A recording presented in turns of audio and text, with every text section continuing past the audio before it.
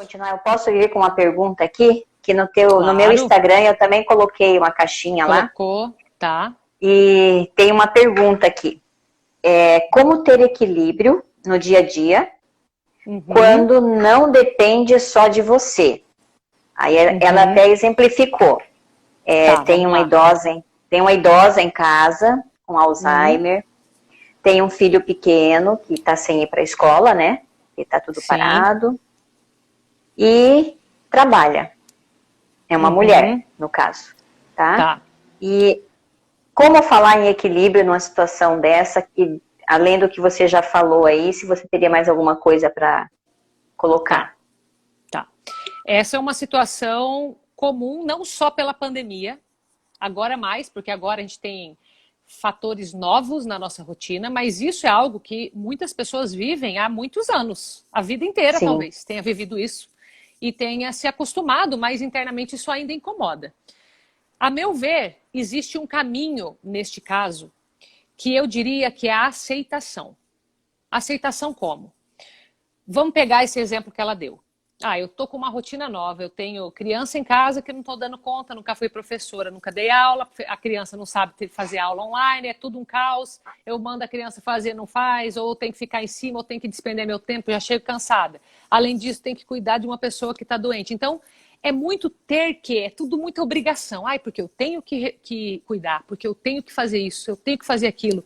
E nesse ter que, existe muita cobrança e muita culpa, porque a pessoa não dá conta de tudo, e daí, como consequência, vem a culpa. Esta cobrança em excesso, a gente só consegue diminuir, não é tanto pela mudança das atividades. Uma coisa é você, né, ter uma pessoa que organiza uma rotina e ir lá e fazer isso. Mas muito mais do que organizar somente a rotina, é aceitar aqui dentro que, peraí, mudou. Aí entra a questão de resiliência, flexibilidade. Peraí, eu tenho uma situação nova, e aí, o que eu vou fazer? Ou eu me adapto, e por se adaptar significa, eu vou ficar bem nessa situação, eu vou fazer parte, vou fazer meu melhor aqui. Se você consegue fazer esta adaptação, pronto, já está resolvido. Por quê? Vai ser difícil, vai ser cansativo? Vai. Só que você não é uma pressão que você está se colocando. Agora, como que numa situação dessa, você deve estar se perguntando aí, como que eu faço para não me pressionar? Porque é muita coisa, realmente. Você precisa mudar a tua visão sobre você. Então, peraí, já que eu vou ter que dar assistência para o meu filho, já que eu vou ter que dar uma de professora aqui em casa, vou aprender, então eu vou dedicar um tempo a isso. E vou fazer isso com amor. Nossa, já que eu tenho aqui a minha mãe, que bom que ela está aqui, a gratidão aqui, ela tem que entrar junto. Que bom que eu tenho a minha mãe aqui, puxa, mas ela está com Alzheimer ou ela está com um outro problema. Claro, tem coisas que a gente não gosta, que a gente gostaria que fosse diferente. Mas se você faz com amor, vale a pena. Puxa, que bom que ela me tem. Já pensou, eu sou a filha que estou cuidando dela. Puxa, se eu tivesse alguém para me cuidar na minha velhice, com ou sem doença, não seria maravilhoso? Que bom que eu sou essa pessoa oferecendo. Então, quando a pessoa consegue colocar esta chave da gratidão e em tudo que ela faz, desde uma obrigação de ir no mercado, tá? Que às vezes a pessoa vai no mercado, detesta ir no mercado. Não gosta de ir lá, não. Vai lá, fica lá peleando. Procrastina até, vai a hora que não dá mais, chega lá ainda se estressa. Não, peraí, eu vou fazer isso. Então é meu, eu vou fazer e eu vou me divertir ainda, se possível. Eu vou cuidar dessa pessoa, eu vou cuidar. Então é colocar amor, é doação, é trocar o ter que pelo direito de. Eu tenho o direito de estar com a minha mãe aqui, eu tenho o direito de estar com o meu filho. Porque quando a gente fica nessa questão de obrigação, é muito pesado. Ninguém aguenta. Não tem emocional que aguenta desse jeito. Verdade. Agora, você vai falar para mim assim, mas não tem o que fazer, não está na minha mão? Talvez de mudar a situação em volta, realmente não tenha como. Mas se você muda esse teu pensamento, essa tua percepção, tudo ao redor muda. E é assim, instantâneo. Porque assim, Carol, acho que outra palavra que encaixa aí é decisão, né? Eu tenho que tomar essa decisão para mim mesma, né? Sim, sim. De pegar essa fazer tudo isso que você está falando. Ok. Exatamente. Deixa eu falar, a gente começou aquela hora com a questão da decepção, porque eu acho que isso é algo inevitável para o ser humano, né? De se decepcionar. E uma das perguntas que eu recebi foi essa: como que a gente mantém o equilíbrio emocional quando a gente está diante de uma decepção? E essa decepção, ela pode ser amorosa, ela pode ser profissional. Quantas vezes eu já atendi pessoas que tinham um problema de confiança com o chefe, por exemplo. Porque achavam que para ter confiança precisa ter intimidade. E às vezes, imagina, ainda mais mulher, que tem muita mulher aqui na live, às vezes a mulher tem um chefe, aí vai fazer um... Dependendo do lugar que você tá, dependendo da cabeça da pessoa, os outros em volta. Infelizmente, a gente está em 2020 ainda, né? Ou já, sei lá. Estamos em 2020, mas parece que a gente está ainda lá atrás.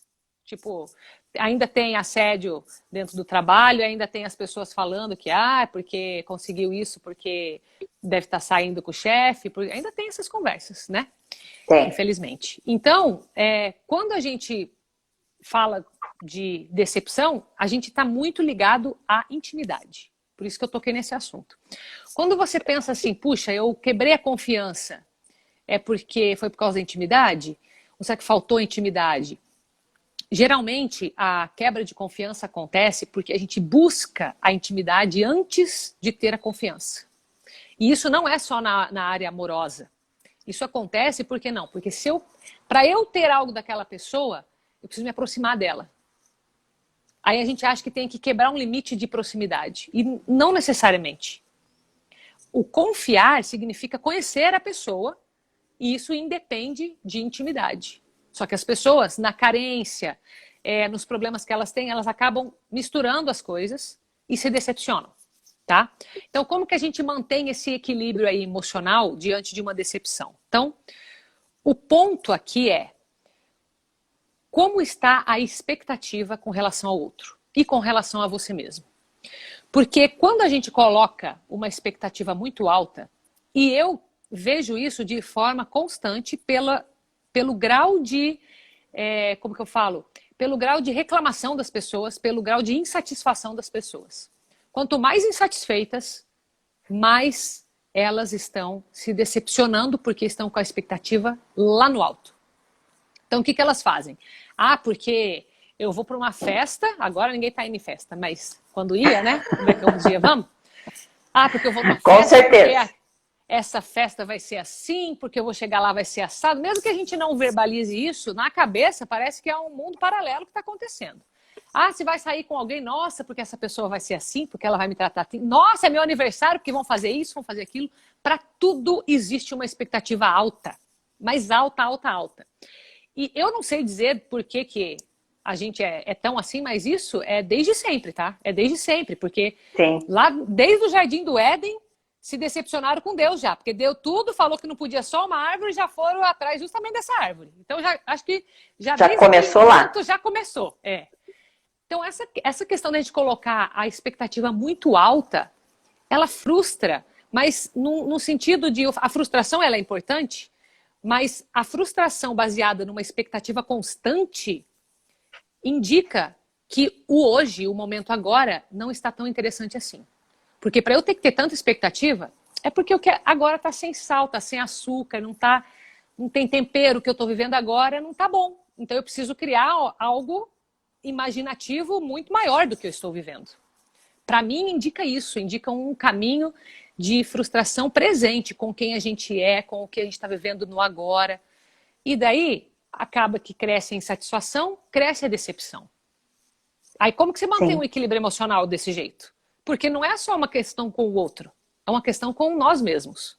A gente não está satisfeito com quem a gente é. A gente se compara o tempo todo. Isso você vê desde as crianças competindo, porque os pais sabem ensinar isso de uma forma maestrosa. Nem sei se existe essa palavra, mas com maestria eles ensinam. Não é? Eles ensinam assim, não, você não vai fazer isso? Mas tua irmã fez? Mas é bom que você faça, porque você viu, olha que bonito como que fez, e fica comparando sem querer. É sem querer isso. A gente não faz porque a gente quer. Não é por querer. Só que quando a gente percebe que podemos fazer diferente, então a gente tem que corrigir. Exatamente. A gente não é culpado pelo que a gente fez de errado sem saber. Agora, depois que sabe, tem que dar seus pulos. A gente não sabe, né, Carol? Quando a gente não sabe que está errando, dá um desconto. Mas tomou consciência, não dá. Já era. Aí já era. Tomou consciência, já era. Então, no fundo, as pessoas sabem disso. E acabam tendo medo dessa responsabilidade. Porque a quem muito é dado, muito é cobrado. Então, se eu sei que é assim, opa, e agora? O que eu faço? Então, o que a gente precisa fazer para que essa decepção não ocorra de forma tão frequente? As pessoas vão decepcionar? Sim, elas vão se decepcionar, elas vão decepcionar os outros, sempre isso. Sempre. Porque, primeiro, que a gente não tem a obrigação de agradar a ninguém. Primeira coisa. Segunda, que isso é impossível. Porque você imagina quanto ser humano tem no mundo. Se você decidisse agradar só os que estão na tua casa, tá? Vamos supor que você mora aí com teu pai, com a tua mãe perto. Você tem um irmão, tem um filho, tem um marido, ou às vezes nem é casado, mas aquela turminha ali, 5 que você tem. Tenta agradar os 5 para ver. Não, você perde a tua identidade. Não tem como. Cada pessoa é única. Então a gente tem que aceitar mais o outro dentro dos erros dele, dentro do mundo dele, dentro das experiências que ele teve. Isso vai fazer com que a gente se decepcione menos. E se a gente der mais? Puxa, mas eu faço, Carol, eu faço, e as pessoas... Parece que é elas que não gostam, que não adianta, é elas que estão insatisfeitas. Ok, pode acontecer? Pode. Mas qual que é o teu papel? O teu papel é olhar para você. O teu papel é olhar e falar assim, ok, ela pode estar errada, mas e eu? Será que eu tenho alguma coisa para fazer ainda? Se a gente não for para esse caminho, a gente corre o risco de cair na vitimização, de sempre estar lá um coitadinho de mãos atadas. E a gente não quer isso. É melhor aguentar o peso da responsabilidade, isso eu tenho certeza. Dá medo, mas é o caminho certo. A gente tem que se esforçar. Que eu acho assim, Carol, que os dois, qualquer uma das duas escolhas que a gente fizer, vai doer. Seja ficar no vitimismo, seja ficar aceitando, fingindo que não está vendo, que tem coisas que dá para mudar. Ou o outro lado, como você falou, né? De assumir isso, tomar consciência e tentar errar o menos possível. Os dois lados, qual a escolha eu fizer, vai doer. Vai, e eu digo que aquele que aparentemente no momento doa menos, porque às vezes você posterga um sofrimento. Você fala assim, não, mas eu não vou fazer isso agora, porque isso é ruim agora. Aí realmente, naquele momento, parece que é mais confortável tomar uma decisão de não fazer. Só que lá na frente, aquela dor pode ser muito maior. Se você não fizer agora. Se você não enfrentar um monstro agora. Porque alguém pode alimentar esse monstro na rua, ele pode crescer, ele pode aprender coisas piores. E daqui a pouco, lá na frente, ele te encontra e aí? Então, a tal da bola de neve. Tem que matar o monstrinho enquanto é pequeno, entendeu? Quando tá do tamanho de uma formiga ali, pisar e pronto. E ficar sem aquilo. Então, a gente tem que se acostumar com essa questão de fazer sacrifícios, mas que sejam sacrifícios que valham a pena, que tenham um propósito, que tenham um sentido. E por que a gente se perde nesse caminho? Porque às vezes a gente não sabe o que quer. Não sabe o que quer, daí fica perdido na direção, e daí qualquer coisa que aparece tá bom, ou nada do que aparece tá bom, que é o pior. E daí a gente fica sempre buscando, ainda mais que agora a gente está numa onda de estímulo por sonhar, que eu acho fantástico. Só que se você pensar numa geração que já tem uma expectativa alta, que se decepciona com tudo, que tem muita coisa dada de graça e não é suficiente, aí você fala para sonhar mais, primeiro, ou a pessoa trava, não consegue sonhar, ou segundo, ela vive num mundo paralelo e ela acha que aquilo que ela vive não está bom. Então não é só sonhar, é sonhar, mas é junto, é aquele balanço. A balança é isso. Eu sonho, mas eu valorizo o meu presente. Eu quero mais, mas eu sou grato por tudo que eu tenho. É sempre uma dicotomia, assim, é uma linha tênue, finíssima, que une os opostos. Eu quero muito mais, eu quero ajudar, mas eu quero amar o outro, mas eu também me amo. Eu quero fazer pelo outro, mas eu me respeito. Então, tudo isso, que é os altos e baixos, que uma hora eu vou ceder, mas eu vou ceder porque eu quero. Ou, não, eu não tô afim de fazer isso, mas é o melhor a fazer. A gente não pode fazer só o que gosta, não é? É impossível. Só o que gosta, exatamente. Não tem como, né? Então, é tudo uma preparação, né?